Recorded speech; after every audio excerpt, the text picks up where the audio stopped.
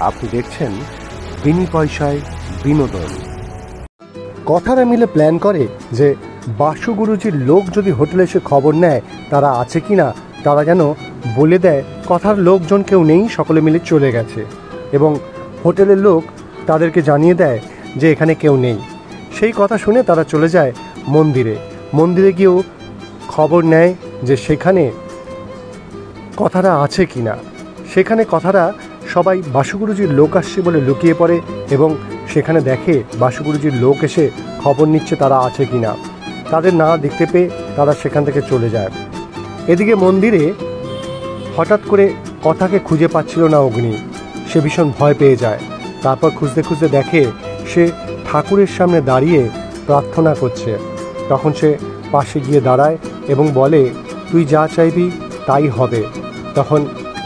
তখন বলে, তুই কোথায় চলে গেছিলিস, আমি তোকে খুঁজছিলাম।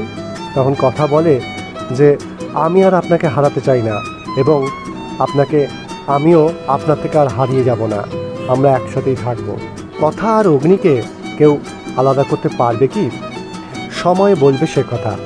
এই সমস্ত খবরের আপডেট পেতে দেখতে থাকুন বিনি পয়সায় বিনোদন।